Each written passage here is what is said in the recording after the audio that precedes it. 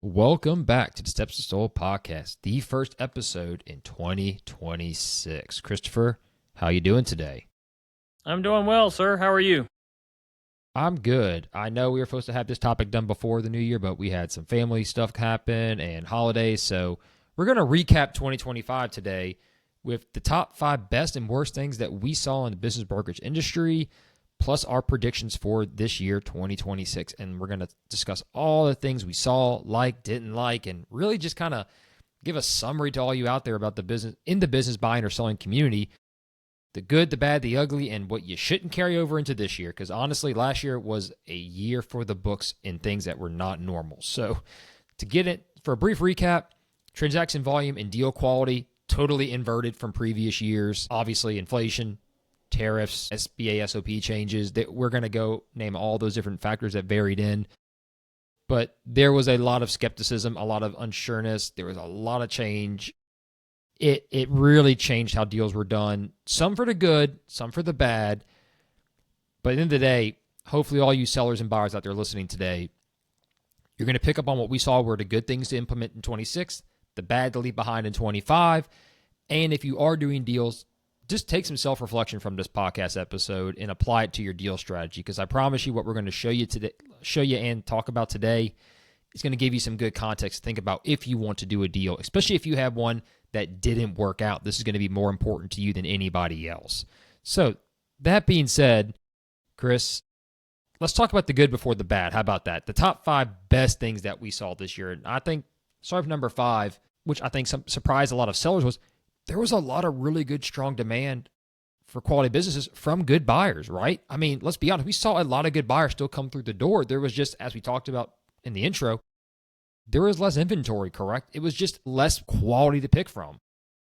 Yeah. There's definitely strong demand.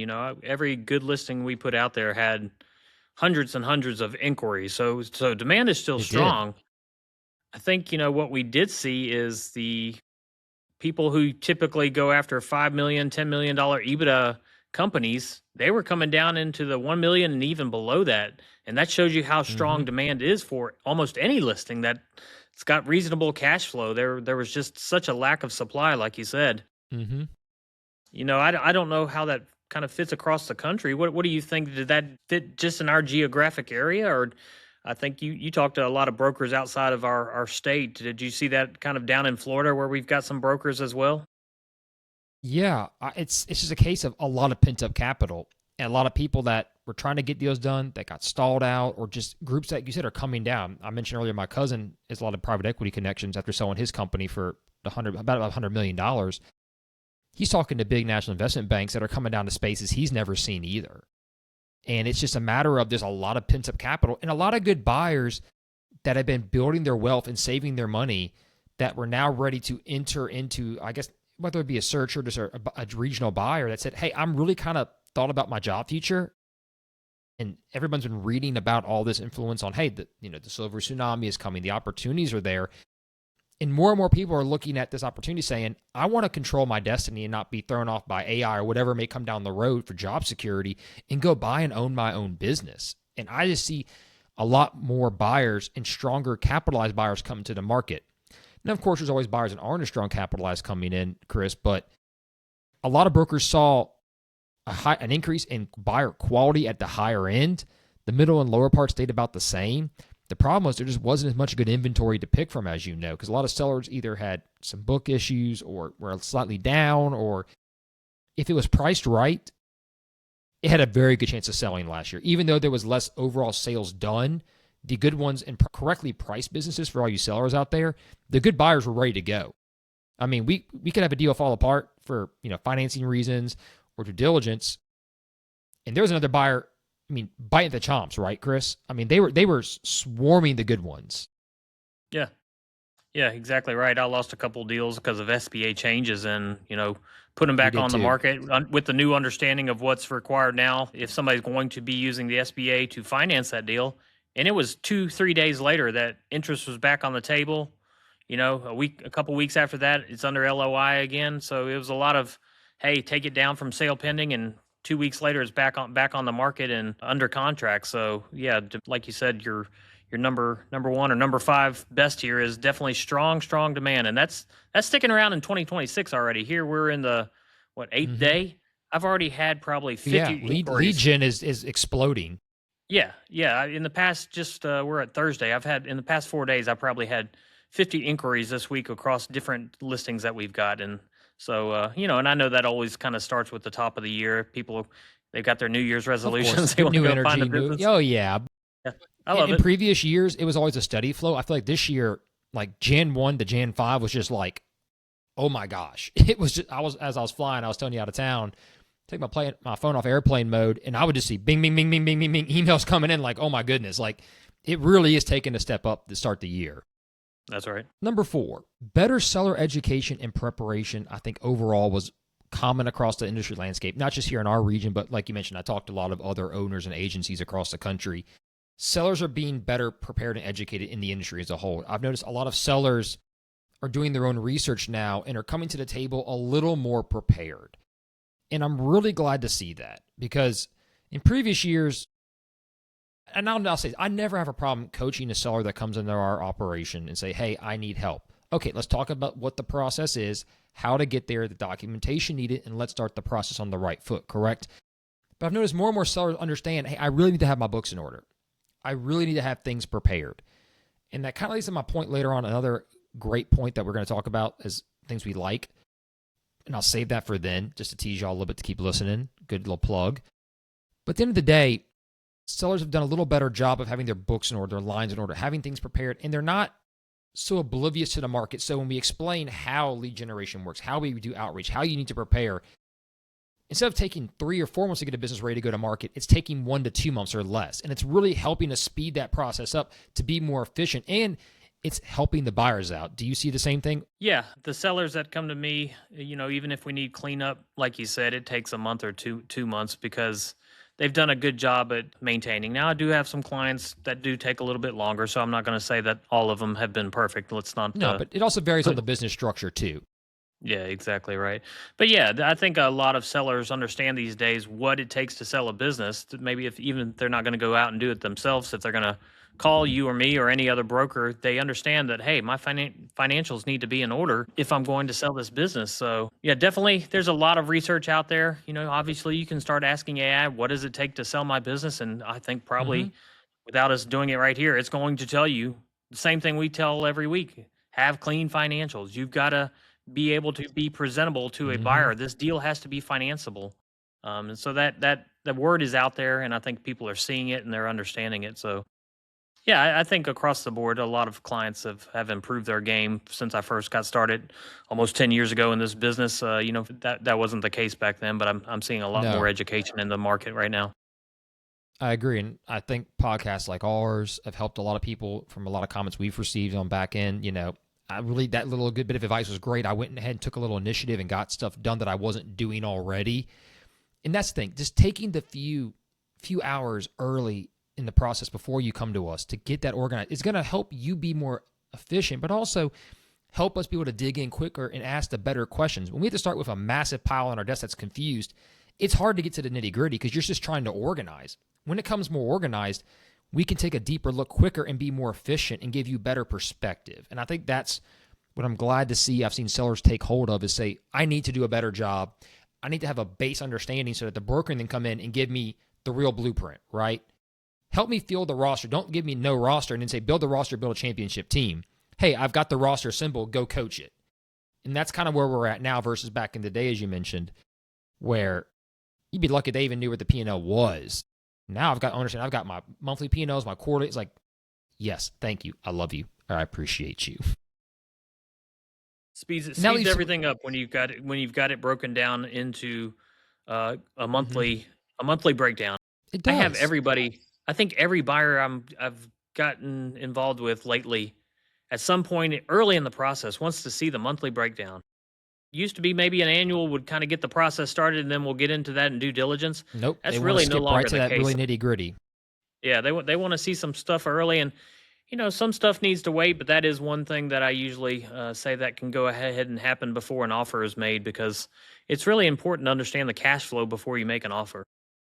especially depending on the industry and the time of year, that monthly P&L is more important than the annual P&L. It really is, to understand the historical flexibility and based on lending terms. If you're going doing a deal halfway through the year, you need that monthly breakdown, which kind of led to, and we're not going to say it's a total lead in, but it leads me to my next kind of point that I think sellers had to get used to, besides the request, like you said, for more detailed and granular information early on. It's the increased use of seller notes and creative structures. With the SBA changing and financing rates getting higher and uncertainty, sellers, I think, were actually for once realizing it's not a bad thing to do seller notes.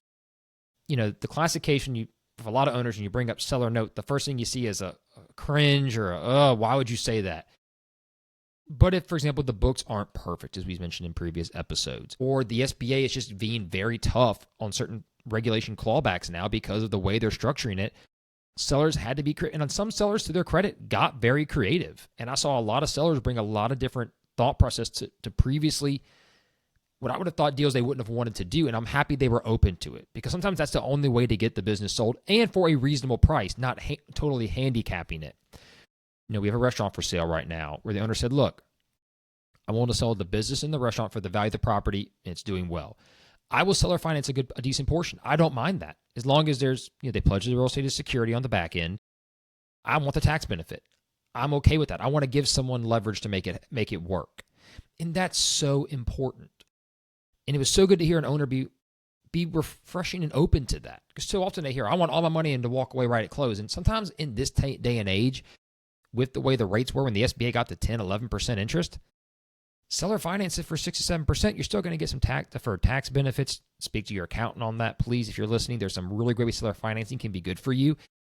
You can get a little bit more on the interest payment, and you can also close in a fraction of the time compared to going through an SBA or conventional loan process, right, Chris? And I think owners are finally realizing there is some metric value to this. It's not just because a buyer doesn't have money. It can actually be the best way to get your business sold, and they're actually, I think, opening their eyes more and more to that. And that comes with my point before, better seller preparation overall. Yeah, I've had some really good deal structured offers lately. In fact, I had one yesterday on the extermination business. Guy offered 75% cash up front, 25%. He called it a seller note, but he's paying it out in 13 to 14 months after the year closes, as long as client retention stayed within He gave us a 10% floor on client retention.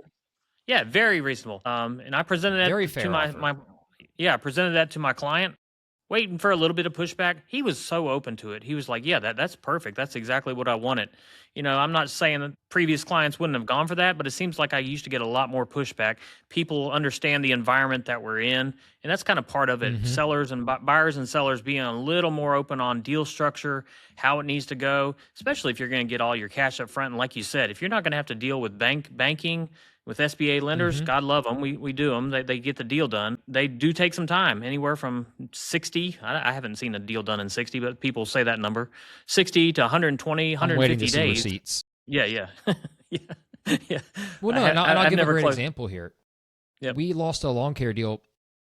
We thought we lost. We lost it once this year for the buyer backed out the last minute for no good reason. Just got cold feet. Let's be honest. Just chickened out. Brought another buyer. We talk about buyer demand. Had a buyer the next day LOI signed. Full price offer. Went through lending. There was a hiccup, and she told the seller, "Look, the lenders wants to wait 6 more months." He said, "I don't want to do that." She said, "Well, the best I can do is X amount down. You got to seller finance more than 50%, but I'll pledge my real estate rental income and property as collateral." You know what the seller said? "I'll do it." I wouldn't have thought that was a likely scenario if you'd polled me in a straw poll without the data. But it made great sense for him because he realized he was done. He realized he got some tax benefits, and it's got a balloon note due in a couple of years. I can't give specifics on it, but in a couple of years, the new owner will have owned the business, can go get a loan to finish out and pay out the owner. He got some tax benefits, some extra earned income. It's amortized over a longer period, but the balloon note, a lot of owners, if I brought that to them the day one, I would never do that. That's a terrible deal. But the owner realized, I'm having trouble selling this. I've got a great business. It's going to sell for over 7 figures. I need to be a little bit creative. And they had these people, buyer and seller, had a previous working relationship. They know each other. And that allowed probably a little more flexibility. But again, it's being open to great deal structure to get your business sold for a good price. And that's what I want owners who are listening to and buyers to understand. Don't throw it out the first time just because it's the only way to do it. Look at all the reasonable options. But if the doors are not quite as open as you want them to be be prepared for that. And I'm glad to see there were sellers who were, you know what, this makes great sense. In this economy, in these times, and with the rates and the lending structure, as you and I know, got flipped upside down, you're going to have to be a little more flexible like this. And I'm glad that I saw owners and buyers both be willing to do that. So, not to change the topic too much, but here's one that you and I talk a lot about, Chris, that I am glad to see some owners doing. It's also on the bad list too, but for a different reason. Business owners integrating AI into their business. I have seen a lot of business owners and buyers too starting to integrate AI in different ways to make their businesses more profitable. Some I haven't dealt with personally, but seen outside are, AI sales bots for generating outcomes, helping generate sales. I've seen a lot of owners realize that they can use AI to help develop better training manuals. I've seen that used to develop. We used to take, 5-10 hours. If you wrote a training manual, Chris, it takes forever to write these things. Getting AI to give you 80% up front, and then you can add your specialty knowledge to it. I'm seeing more business owners as part of coming prepared by using AI and other metrics to have more presentation packets prepared for buyers to come in and take the next step after them, where it's not all the knowledge isn't stuck in their head. They've been able to use AI to help put it into a hard document that they can hand off. Have you seen that as well? Yeah, absolutely. Not only seeing it in training manuals, but you're seeing it a lot in email. It's just saving so much time, right? You can Yes. even, everybody knows this now, but you can speak your emails. You can say it the way you want to say it and let it handle what used to take 30 minutes or an Mm-hmm. hour to professionalize and put into a format that was, if you're going to send Mm-hmm. something to a banker or a lawyer, accountant, some kind of Correct. professional, you don't want to just, sometimes you can when you have that Mm-hmm. type of relationship, but if it's an introductory email. So yeah, we're using a Yeah. lot of that, obviously. I see a lot of people using it for their database, scraping databases and coming up with, Yeah. hey, who's our best customers that we need to Lead gen. contact that we haven't, yeah, lead gen and all that stuff. So yeah, great point. And obviously in business brokerage and we're using it a lot. I know our guy over there at Tupelo that's been on the podcast, George is using it a lot George. for, yeah, so Absolutely. good stuff coming from all this. And the reason I say it's also a great thing is if you're going to sell your company, think about this in perspective from a buyer. AI is going to be used more and more. I read a great article on my flight in The Economist, 2 strategies of AI. The Chinese strategy is integrating it into everything they do every day. They're not trying to overly work on making it more sophisticated, whereas the U.S. model is trying to get as sophisticated as possible with less integration into everyday society. That doesn't mean we're not using ChatGPT a lot, but as a philosophy, I would tell business owners, you don't have to make everything AI, but start integrating parts of it into your process and testing the waters and being familiar with it. So when someone comes in, you're not leaving meat off the bone for optimization. For a buyer to come in and say, well, yeah, I could get it for cheaper because they haven't used AI. I can optimize it and get this business cheap. Build value in your company. AI is going to be expected to some degree to be integrated as we go forward, right, Chris? And if it's not, it's almost going to be like a hindrance. So I'm glad to see owners doing that. And buyers. We had a buyer, as I mentioned on the podcast, but for refresher for anybody listening, use AI to help calculate how many spin cycles the average washed area should have, and use that to calculate the P&Ls versus the P&Ls that are for one that he bought, and knew that he could optimize it by almost 50% more. But he used AI to help verify in his brain, does this make sense and can I do the math quickly? And it was like, see, taking everyday tools, taking your business knowledge and integrate to find a way to make a good deal work for you. And that's awesome. And I'm glad to see people not changing the way they do business, but embracing how it can help them. And I think a good owner and good business owners are doing that the right way, are making a positive. We got the counteraction to that a little bit later. But my last, and I think our favorite topic we're going to talk about today is the best things we saw in the industry, was more business advisors understanding the value of broker relationships. And yes, that might seem like a shameless plug for me to say that. Yes, it is. Take it a step back and drop the curtain here and explain why I think it's important. I've always had calls, occasionally referrals from wealth management companies, attorneys, PAs, financial advisors. You have too, Chris. I saw a massive uptick in 2025 from them. And I think the reason why that is they realized there is more value having someone come in and help get that company sold and working with us than telling their client they can do something they're not really specialized to do.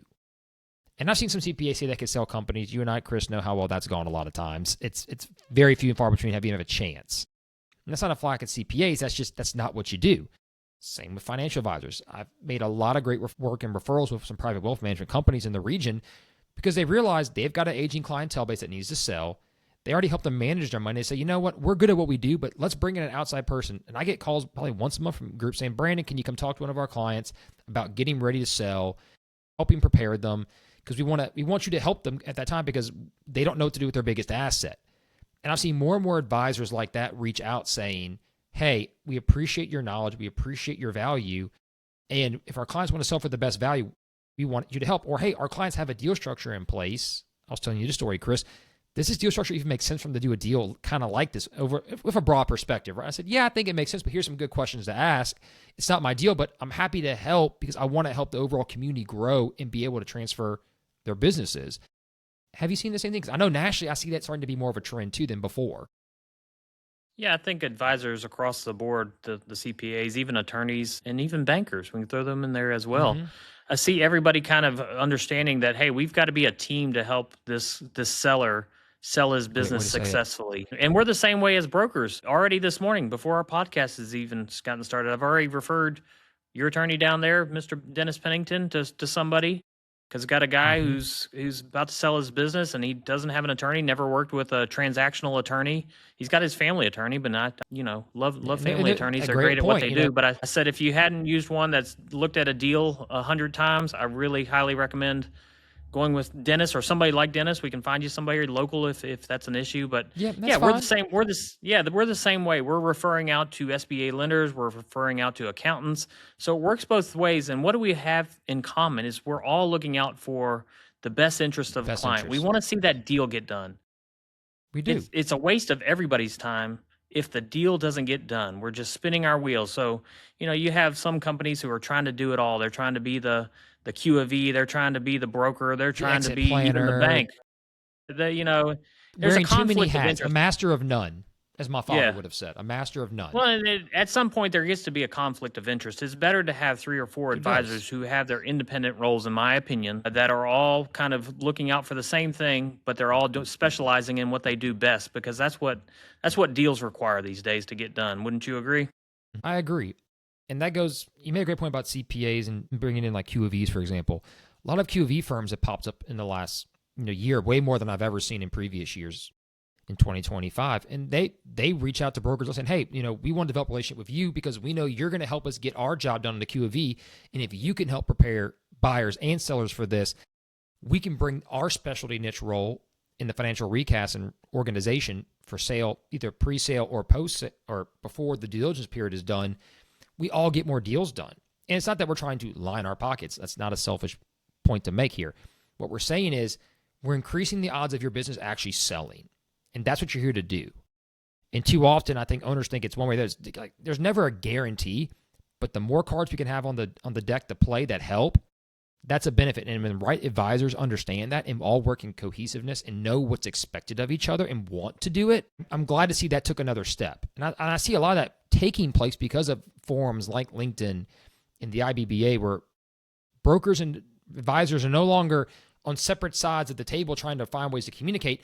They're on the same forum seeing each other speak, like our podcast, for example, and interact and say, that guy makes a really good point. I never thought, let me start a conversation with him. Let me interact with him and find out, can this person be a resource to my clients and vice versa? And it's amazing when you put your mind to it, what that can do. And I think it was a great improvement in 25, and I'd like to see it improve in 26 even more, honestly. Any honorable mentions that we missed for the top 5 best things, Chris? That was a pretty good, solid list. I'm sure we could add some more as we go along in 2026, but we'll save those for next year. Yeah, we'll save those for next year. That's right. So let's talk about the 5 worst things. We talked about the good stuff to start. Let's flip it up and let's do the bad. The things that we would say, please don't do, people. Please, if you're listening now, listen in even harder. Don't do this. First thing I'm going to start with, and it's going to tie back to my previous points on the best, unrealistic seller expectations carrying over from previous years. 2025 saw a lot of owners want multiples and deal structure done from 3, 4, 5, 6 years ago that is not and was not possible in 2025. Yes, the SBA SOP change did affect some of that structure, but the rates went a lot higher. And I think one of the biggest failures in 2025 We talked about sellers coming in more educated.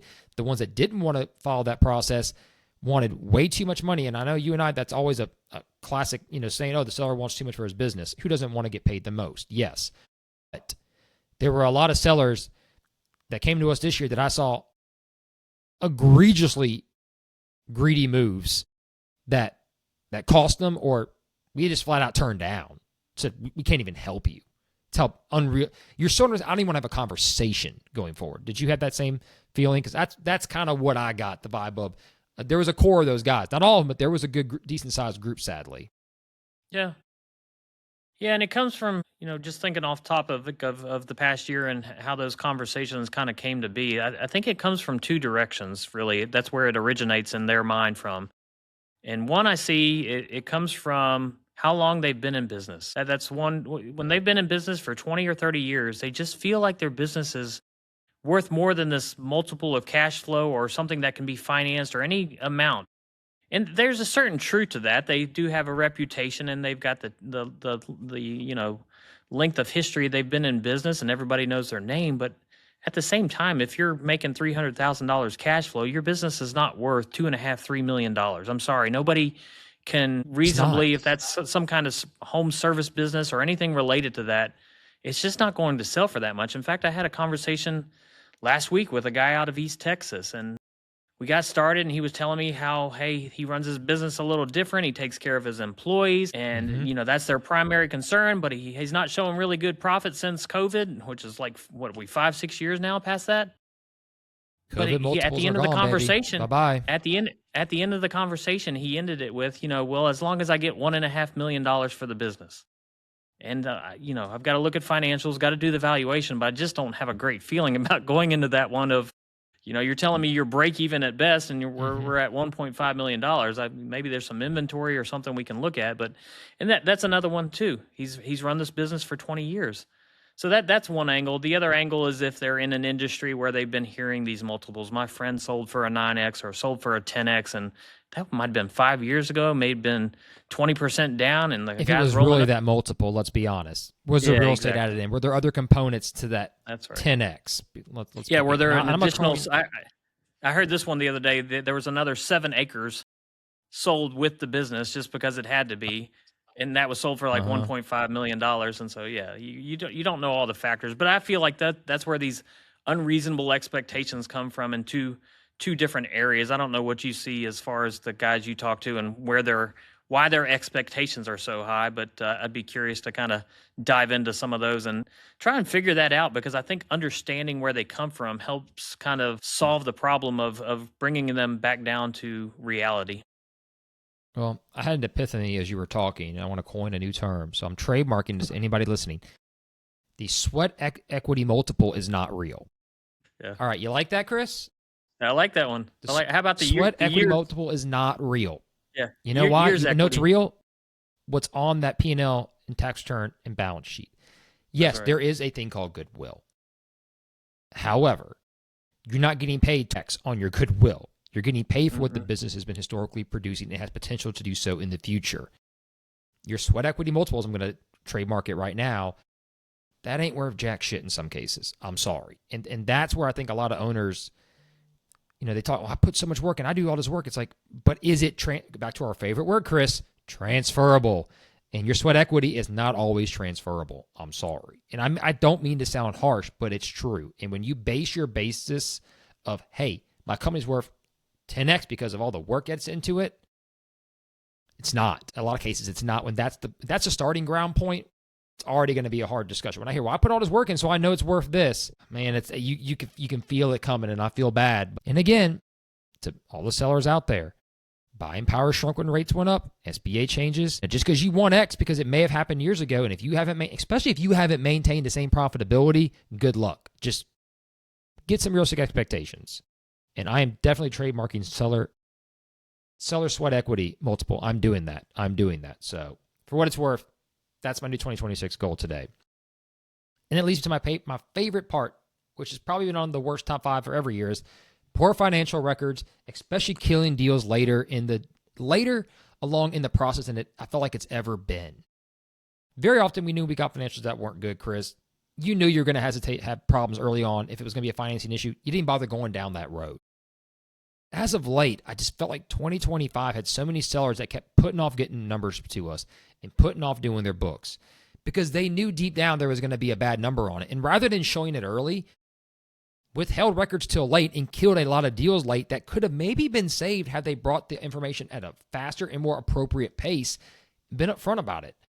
I remember one seller told me, well, I don't know what I want to show in the P&L because it's not as good. I'm like, that's irrelevant. Yeah. You know, like, that doesn't matter. The buyer needs to see it. Well, you know, how are we going to spin this? That you're down? There's no spinning you're down. You're down because something's going not correct or is different. And we have to work through that.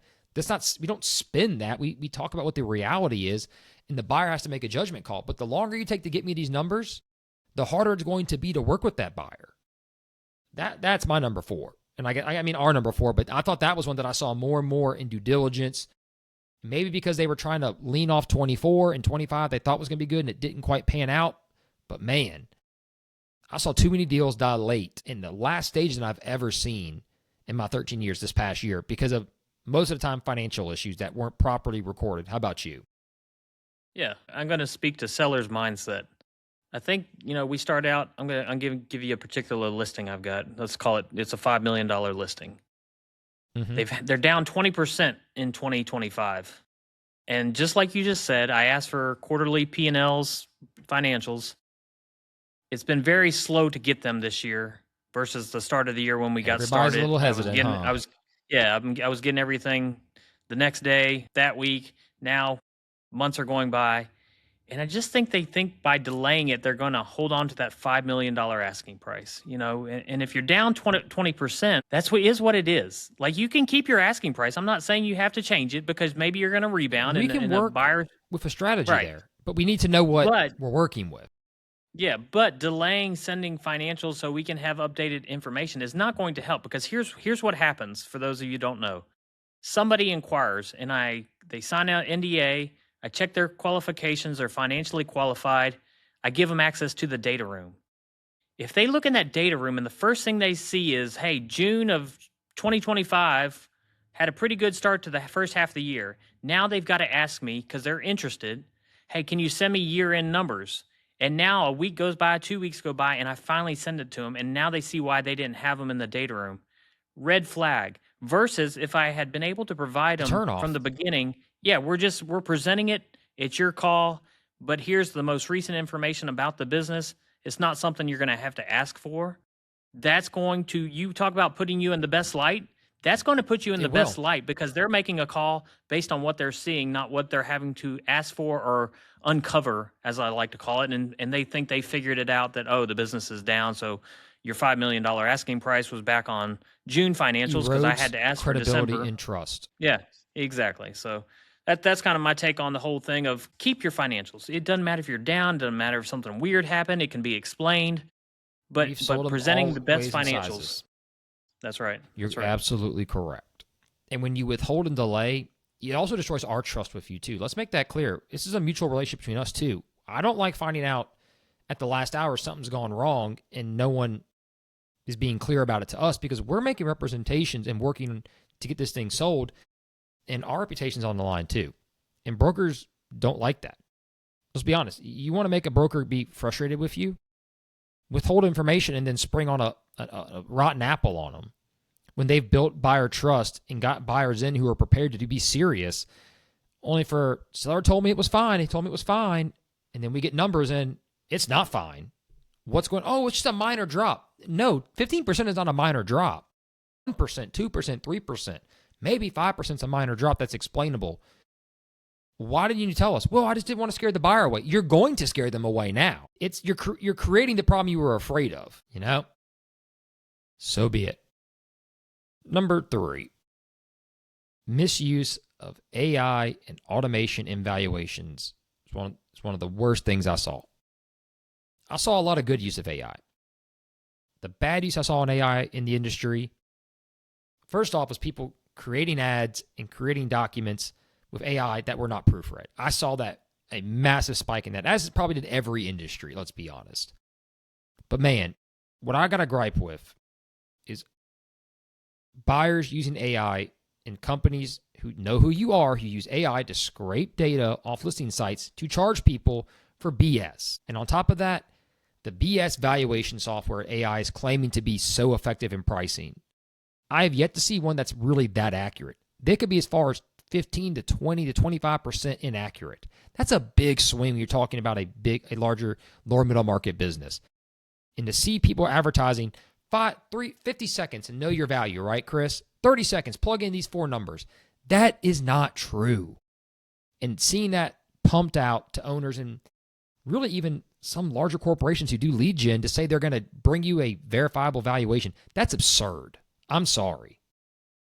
That is just not good. And I see that happening at a scale that's a little worrisome. And I think these valuation calculators are throwing people off on what their expectations are, what they need to produce to get a proper valuation done, and just buyers and sellers using AI, trying to be too efficient, and they're not being effective.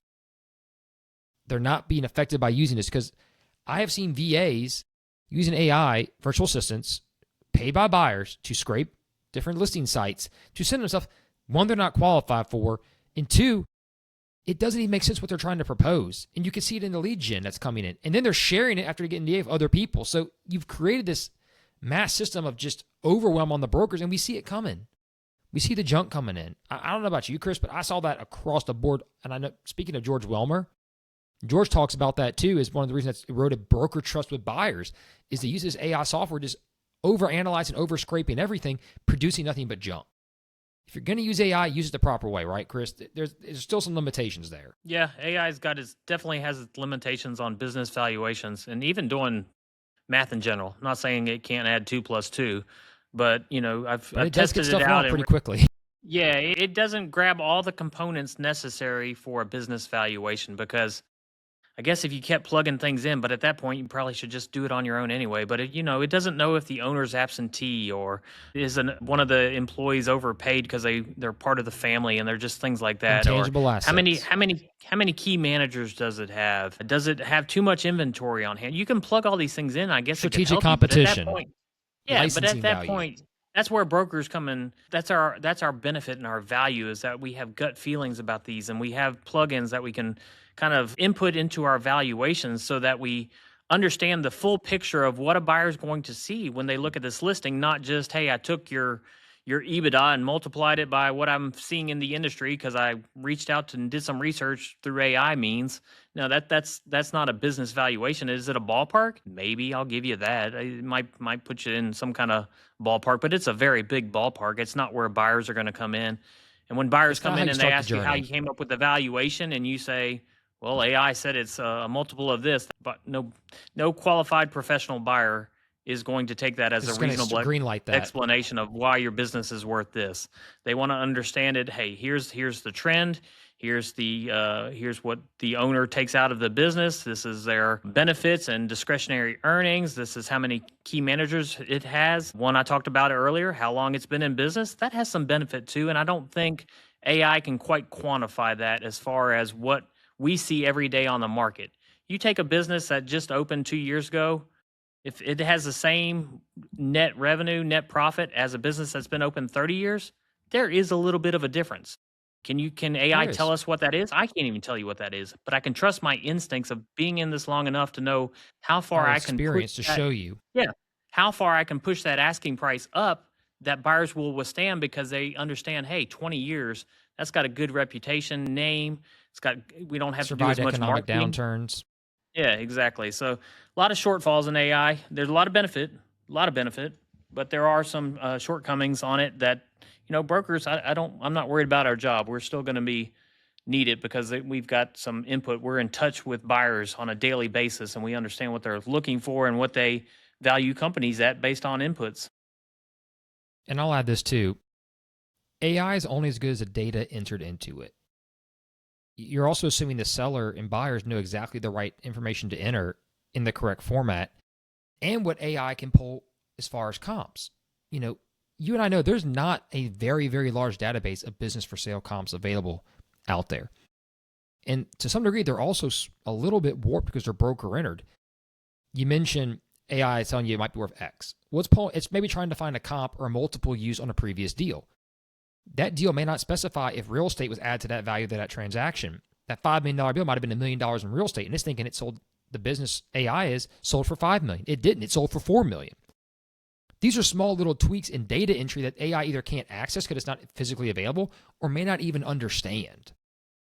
And I've seen people pull stuff and cite that, AI, like ChatGPT will cite the link, and I click on, I'm like, no, here's why that deal's a little bit off. Look, boom, boom, boom. Here's 4 things in the minutia underneath that AI didn't read proper or didn't have access to that warps it. And that's why you need someone with experience and also internal comps from their experience and their company's history to show you why this is a pragmatic option, not just, oh, in my gut, I said this because I feel like it. And we've sold over 850 deals. I can pull a lot of comps internally just to give you a ballpark reference of what's going on, to say this is what the market is doing. It doesn't mean it's going to be perfect, but if we take realistic trends with current situation and verifiable financials, you should fall between X and X. That's not me telling you that's my gut. That's me saying, here's my professional opinion mixed with data, experience, and what you've provided. And we're pretty, like I said, putting more cards on the table to get as close as possible. That's why if you use it, I've seen abusive AI lead to these issues. And what it's really done too, unfortunately for buyers, it's sent them on a path of not learning to do the nuances correctly in evaluating your deal. And you and I talked about this. Don't outsource that blindly and just not do your own. You've got to figure this out, because if you know how to value a company to buy it, when it comes time to sell it one day, you'll understand what you're selling. And if you don't understand what you're buying, you don't know what you're paying for, and why are you leveraging all your capital and your future in debt to do it. That picks at my core right there, Chris, as you can tell. I want people to know what they're getting into. Please, I don't want to hear a deal. Well, I bought it because AI told me to. If I hear that, I'm going to lose my mind, because you are gambling on something that you don't know what you're doing. That's what that tells me. And that leads me to my next main topic, or I guess our main, I keep saying mine, it's our main topic, but I like to talk like I'm important. I guess I apologize, Chris. And we kind of alluded to it, but last year in 2025, called a massive increase in deal fatigue from tire kickers. Buyers that had no business inquiring on the business they wanted, did not have the means, and as I mentioned just in the previous segment, are paying these companies to scrape information for them to send them stuff that they have no business buying, no ability to get a loan for that business, yet alone through an SBA process, yet are demanding every single thing on God's green earth to look at before the NDA is even signed. And these buyers are flooding the market and watering down to find quality buyers. There's still, like we mentioned in the first part, there's still a demand from really good buyers, and that demand did grow. But with it came this bottom end of a large amount of tire kickers that saw a bunch of junk online about these services that bring them all these good leads to buy businesses, right, Chris? Off-market sellers, or we find the best listings for you, that are just AI scraping stuff, sending stuff to people whose background would never qualify to buy this, especially if they need financing. God, if I see one more buyer say, I want to buy a plumbing company, and you're not a plumber, you don't have a master license, how are you going to buy that business? How? Especially now with the rollover equity being changed from the SBA, how are you going to do it? How are you you have no background qualification to buy that deal. The SBA is not going to fund you in most cases, unless the business is perfectly set up for that, which, by the way, you didn't even look at the ad. You paid someone to find a plumbing company between X and X criteria and to send it to you. You live 10 states away. Like, not to vent. That was 2025 in a nutshell at times too. Am I wrong? No, you're not wrong. We get. I'll give you an There's example always now. time carriers, forgive me, but I've got the freight, and I can tell people aren't reading the listings, and I kind of understand it, because I've inquired about my own. I've had my own inquiries on businesses I've been interested in, yes. and you don't hear back from the broker, or it never goes anywhere. So I understand why people inquire about the amount they do. But I can tell you, a lot of people don't read the listing. They just inquire after the headline and the cash flow. And I can tell you why. It's because I have a freight brokerage business listed for sale. And in the ad, it specifically says States. it says 3 years to get this license, and the SBA will not touch this. And I still get probably 10 inquiries a day on that listing, I'm SBA and everybody pre-approved.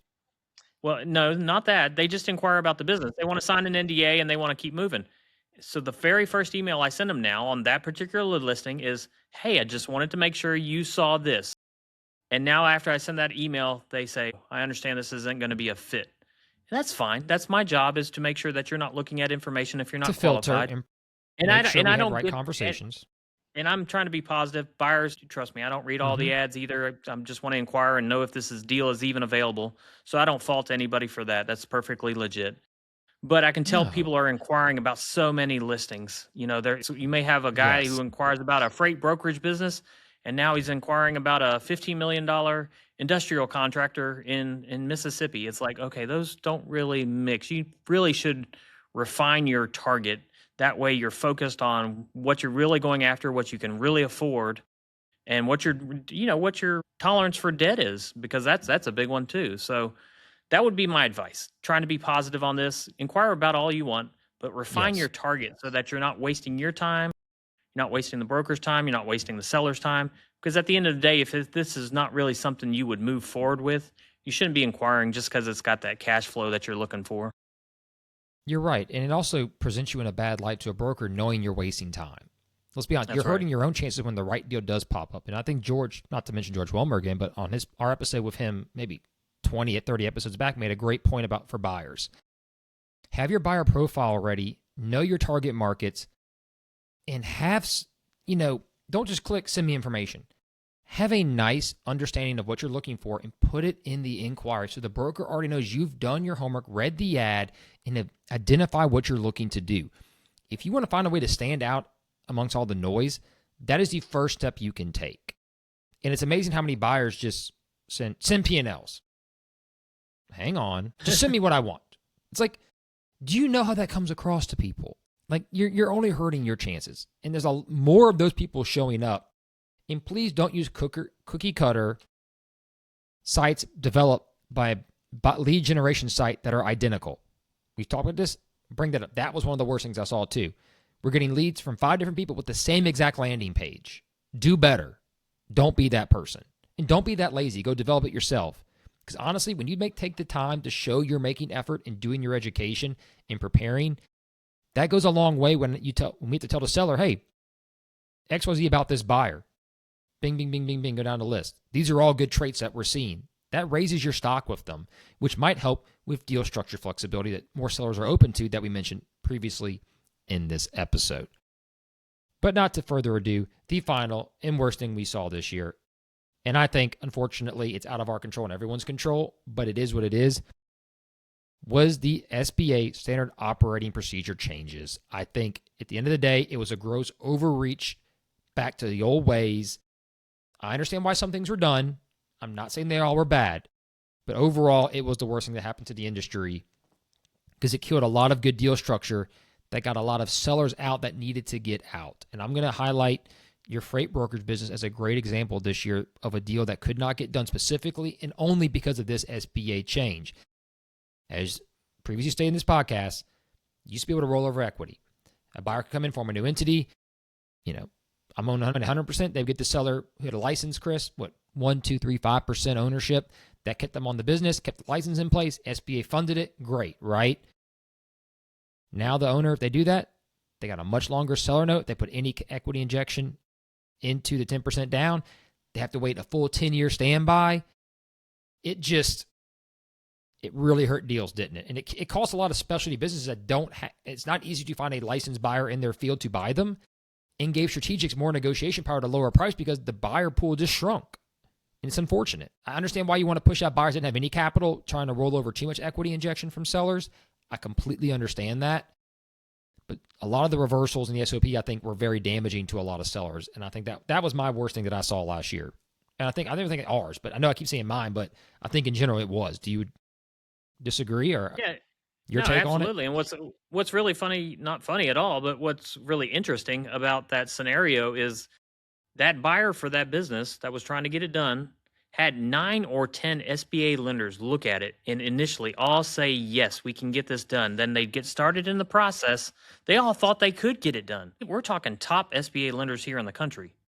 They all But all thought they these could get minor it little done. minutia rule changes hidden in the documents that not everybody Exactly. can So find. they'd get started and they'd submit whatever they needed to their underwriters or Underwriting SBA, committee, whoever, or everybody's whatever their pushing it process is along. on their back end. And they'd come back 2 weeks Yes. later and say, Yes. sorry, we can't do this one. That would have never happened. Even they thought they could do it. And so you Gave got term banks sitting here sheets, thinking, which that yeah, never should have got past term sheet phase if that was the yeah, case. yeah, that was interesting. It was tough. It And was I'm not tough. mad at the lenders. They only can do what they can do. And a That's lot of them right. have been That's really, right. really good to us. And we're extremely, extremely flexible with that rule change. Have done everything they can to find ways to be creative. But at the end of the day, some of those rule changes just they really handicap deal structure. And it's unfortunate. And it's going to hurt a lot of businesses that need that rollover equity with specialty licensing or real owner concentration issues to get through those problems. So we shall see. It typically goes in 2-year cycles. We'll see what the SBA will do. They were scared of default rates. Obviously, they blamed a lot of the PPP loan fraud and brought into defaults. And I think that was very skewed, my personal opinion. I don't have all the metric data, but just based on what I saw and what I read, I think a lot of it got blanket blamed on the business loans that wasn't as fair. And to be fair, we talked about this too. If you bought a business in 2025 or 24, and then all of a sudden you got whacked with tariffs and inflation, and you're trying to figure this business out, some are going to fail no matter what because of the economic conditions, right? Don't blame the industry as a whole. Well, and That's yeah, just I going to wrote some happen. social media posts about this, but a lot of the what they saw as the default were loans that started just shortly after COVID, 21, 22. Mm-hmm. And so they were at, let's call it 4% interest rate.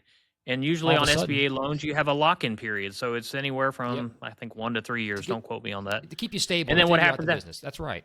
yeah, and then what happens after 3 years is that it becomes the adjustable rate. So you had people with loans, $1 million loans at 3.5%, 4%.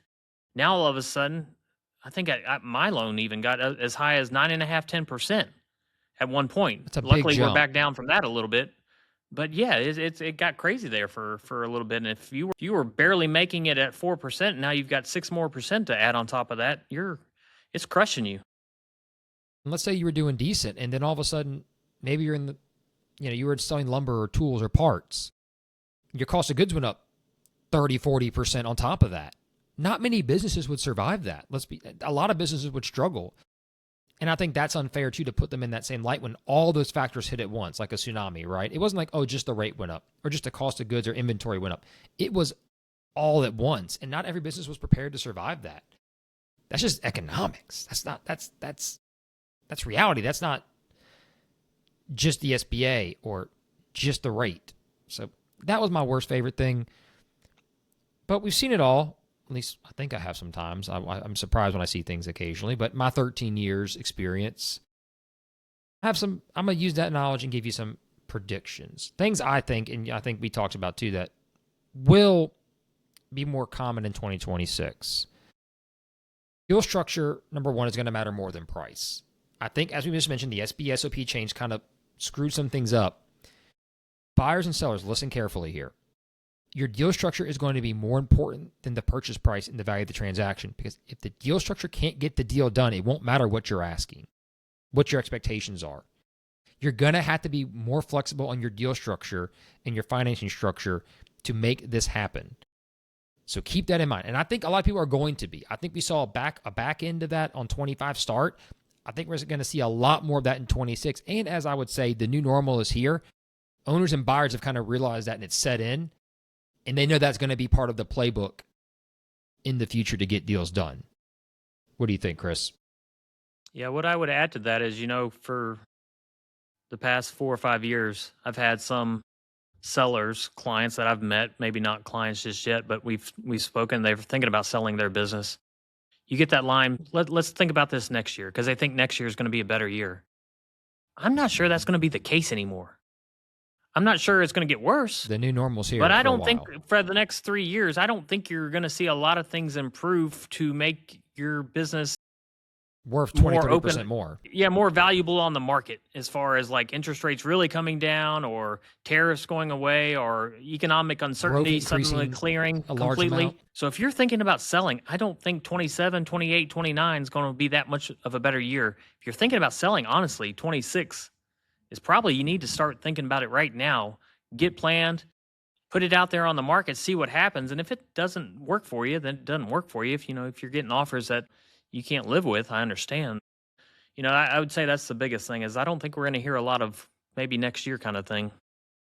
And that was my, I think our third prediction a little bit was there's going to be more failed listings will have to reset seller expectations because you're going to see a lot of people that failed in 25 that talks to my point. One of the worst things I saw was seller expectation not being prepared. Those are all going to start coming off the market, and sellers who are going to be smart and listen and prepare, as we mentioned, one of the best things we saw, are going to say, I'm going to come to the market in the right mindset. Now, I see more of those failures and anecdotal stories out there are going to help, my prediction, have sellers and buyers realize this is what it needs to be and is more realistic coming in. And I think part of that's part of prediction number 2 we talked about. The lenders are still going to tighten up on weak deals through the first half of the year. They're still trying to figure out what's going on. There's still a lot of uncertainty. I don't see the lenders really opening up or being more flexible till later 2026 when they see how 25 played out on most of these books. Because they're a little nervous too. I've seen some lenders that used to be more flexible even. They've tightened, their credit committees tightened up some, saying, hey, we need, like the lawn care I mentioned earlier in the podcast, we need 6 more months. I think they want to see how the first quarter 26 is going to go before they start getting more open to some creativeness. That's just my prediction. I think it will get a little better at the end of the year because, let's be honest, lenders make money making loans, right, Chris? They're not going to sit on the sideline forever. Eventually, they're going to get a little more flexible, I would think. But I think the first quarter to half of the year, they're going to be a little more tight just to see how 25 works and see those tax returns, see those P&Ls, to get a look pre-inflation, pre-interest rate jump, pre-tariffs, and see what the survivability rate looks like going through 26. What do you think? Yeah, you're exactly right. The SBA has to do loans. Otherwise, they've got to start laying off people, and that's not good. It's just like private equity. Too. You've got money. You've got to get it out. Otherwise, capital sitting it's there. not. Yeah, exactly. I think you're exactly right. You're right. I mean, we've got 2 more good predictions for you. Number 4, I think we've seen start, but I think it's going to accelerate in 26, is the industry consolidation accelerates. Quote unquote, the rush is on. AI is coming. Some people think it's going to be here faster than others. But man, the trade businesses were already popular, for example. They're going to explode even greater popularity in 2026. I think it's going to be astronomical, the demand for a plumbing, HVAC. It's always been high. I see it getting even higher now with, like we said, stronger, more educated buyers entering the workforce, and the demand is on. And on top of that, with the SBA SOP change, it's going to limit the number of buyers that can play in the field. So when a good HVAC or a good plumbing, as you said earlier, if you're thinking of selling, this might be a year to really consider it. With strategic options going to be more and more there, yes, there might be some argument on price value, but demand is going to be exceptionally high for those industries. And I see a big rush, even more so than we've seen previously. It's just going to happen. I'll bet, knock on wood here, pretty confident in that one. But to our last and final prediction, which you're encouraging people to do, which I agree, there's going to be more inventory of sellers on the market in 2026 than there was in 2025. I stand by that steadfast for one main reason. Everybody who set out 25 waiting, you can't wait around forever. There's going to be life changes. There's going to be time to retire. Could be economic reasons. Could be good, bad, whatever. Historically, I've been doing this a long time, 13 years. My dad did it 25. In years when people waited, typically the inventory went up a pretty good bit the next year because people just realized, I don't want to wait around anymore. Just fatigue of owning a business sometimes. The age, health issues, life changes. Maybe your spouse wants to move. I don't know. There's 100 combinations. People who waited are going to get on the market. They've sat around. They've been doing their valuation. They've been seeing what's going on. They may realize 26 is not going to be that much better, and they accept it now. Or maybe, hey, 25 was a bump, but we're picking up in 26. Let's go to market. We withstood that interference in the market from external forces, tariffs, inflation, etc. Let's go to market and get sold. We've shown it. The lenders will like that there's an uptick in the financials. They're going to want to do a deal. I think that's the next major prediction. You? Yeah, absolutely. I've met so many potential clients this year, and they didn't give me the line next year, but I got that impression. That's what it is. I've got pretty good instincts of, hey, we're just not ready this year. It's too much uncertainty out there. Interest rates are still high, and we're not quite to the age that we want to be to fully retire. And if we can't get our dream number, like if we can't get the 9 or 10x, then we got to run this thing for another couple of years. That's right. But I think I'm already here. I'll tell you this: in the past 7 days, I've already spoken to 2 of those people. Just the turn of the year makes people go, okay, this is the year. Let's go ahead and get started. And so I think I'm going to hear probably from 4 or 5 more of those clients this year, and we'll be listing their business. Yep, it's settled in. You're going to have to buy. You're going to have to sell in uncertainty. You're just going to have to deal with it. You can put some measures in place for buyers. They can put measures for risk. if they want. But yeah, this is the world we live in now. You're right. So what does that mean for buyers and sellers and even brokers, lenders, everybody out there? Let's kind of consolidate all that into a quick little touch up here. For sellers, you got to start now and start early. Don't just keep sitting on the sidelines waiting. The capital from buyers is mostly there. There's a lot of really good buyers that are looking. And with less inventory on the market, you're going to stand out. So go pick your buyer while there's a lot of good buyers out there still wanting to do something. We're going to filter the tire kickers. Don't worry. That's our job. But don't be afraid to test the waters appropriately with the right price. Like we said earlier, if you price it properly, you're going to have a list of good buyers in most cases to pick from. And if you strategically are open to deal structure, there are a lot of deals to be done in 2026. There really are. I mean, I steadfastly believe that. But you have to be willing to take the plunge. And for buyers, if you can get pre-qualified, get pre-qualified. Understand it's not an end-all, be-all to get you access to everything you want. But have realistic acquisition goals. Know what you can and can't be underwritten for. Know what you want to do. And if you're going to inquire or reach out, have a purpose, a plan, and a way to do a deal. Do some homework because, as I mentioned now, there's less inventory on the market, and I think inventory will increase. But what goes on there for the prepared and really qualified buyers, they're going to snatch it up quickly, right, Chris? They're going to move on them very fast. So if you really want to do something and you're serious, speak to one of us, speak to a lender. We can refer you to people as well. Get your ducks in a row. So if you really want to make that jump, you're prepared to do so. Don't wait. Don't just get a hair up your ass and say, I'm going to go do something today.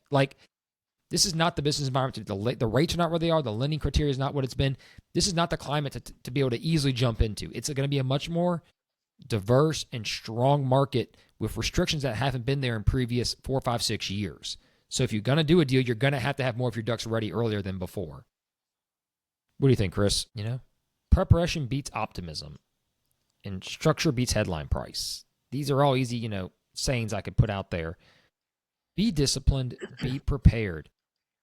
There's a lot that's going to change in 2026. Every year there's unknown foreseen circumstances. Our president kidnapped a leader of another country in 6.5 minutes, apparently, to start this year off. So it's already been a different year than we've seen in previous years. That being said, there's a lot of things that are going to go on. We've made our predictions. We've told you the good, the bad from the previous year. Take it with a grain of salt. So in that, the top 5 best things we saw, everybody, to remind y'all, strong demand, buyer demand for quality businesses, better seller education and preparation overall. There was an increased use of seller notes, creative solutions, and deal structure, which was great. Business owner integration of AI and buyers as well for the right reasons. And finally, advisors all working together and developing better relationships is going to all benefit you. On the downside, please don't integrate this. Know the SBA changes were tough. They're going to be hard on you. Deal fatigue, tire kickers out there. If you're going to want to do this seriously, take our notes we just talked about in the last 5 to 10 minute segments and get prepared. Don't misuse AI for valuations of sellers and buyers. Know how to use it properly and be wary of the, over-promise, under-delivering services out there using it. Know if you're going to use the service, how they're doing. Ask how they're going to do the work. Don't just assume they're not just plugging AI and pumping out garbage to you. Please get financial records together if you haven't. And finally, sellers out there, be realistic on your prices. Understand the market has changed.